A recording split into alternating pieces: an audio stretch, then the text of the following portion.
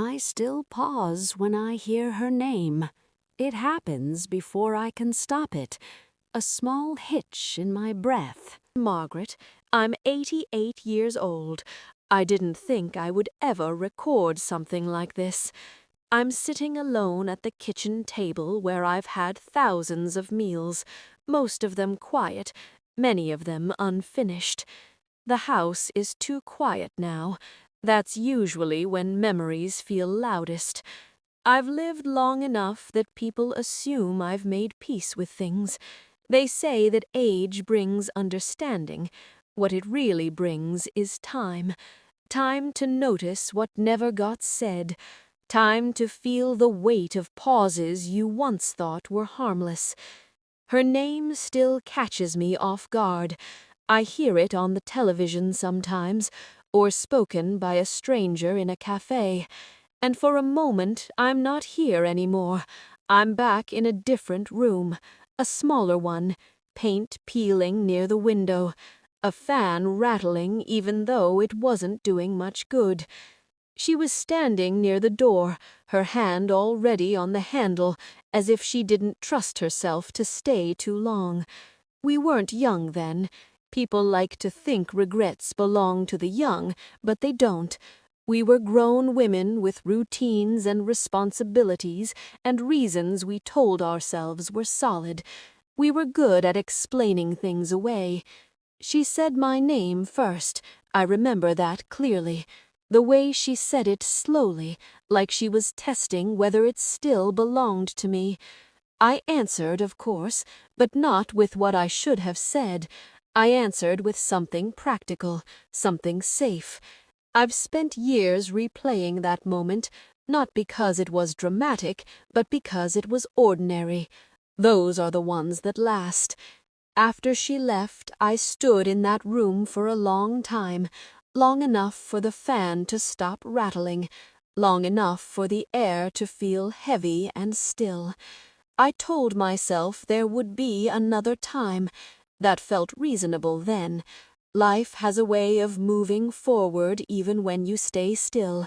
Days filled up, years did too. Her name slowly stopped appearing in my mailbox, then in my conversations, then only in my head. I married, I worked, I raised a child who now calls less than I'd like, but more than some.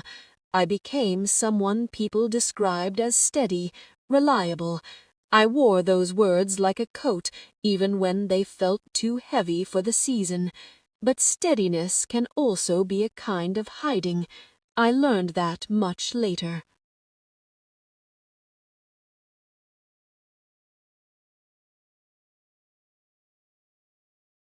There are memories that don't announce themselves. They arrive quietly, like dust settling. I'll be washing a cup, and suddenly I'm remembering the way she laughed with her whole shoulders, or how she used to read the same page twice, pretending she hadn't lost her place.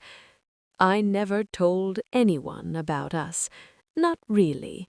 I used different words when I had to speak at all, words that smoothed the edges until they barely resembled the truth.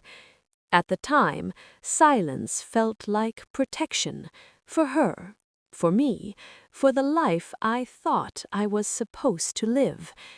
What I didn't understand was the cost of that silence. It doesn't stay quiet forever. It settles into you. I saw her once more, years later, by accident, a grocery store aisle that smelled like overripe fruit. She was thinner. I was slower. We recognized each other immediately, even though neither of us smiled.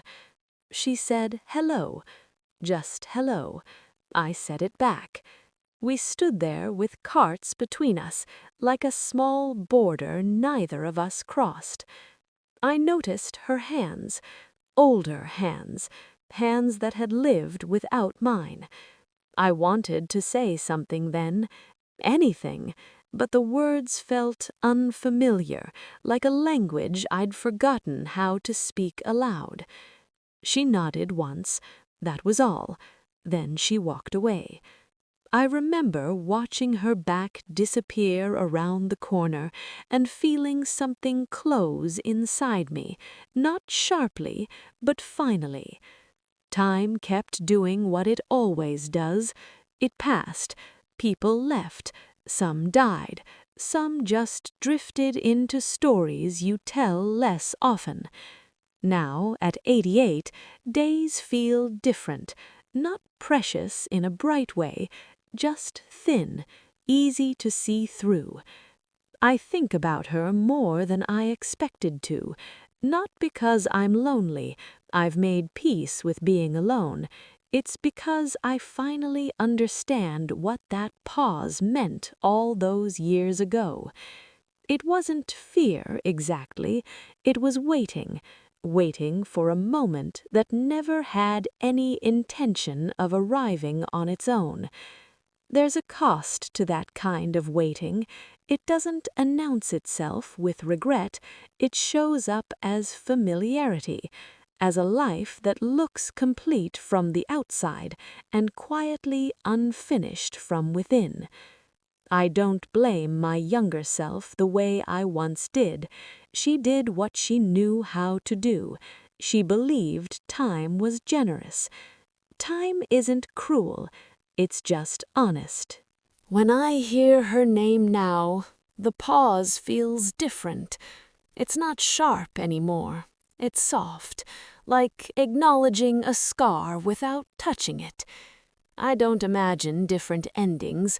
I've learned that imagination can be another way of hiding. I stay with what was real, a room, a door, a name said once more than it needed to be. There are things I never said to her. They don't echo the way people think they will. They sit quietly, like objects left behind on purpose. I think that's the part no one talks about. Not everything unfinished feels urgent. Some things just feel heavy. If you're listening to this, you don't need to take anything from it. I'm not here for that. I just needed to say her name out loud once more without rushing past it. Thank you for staying with me this long. If you want to leave a thought or simply sit with this for a moment, that's enough.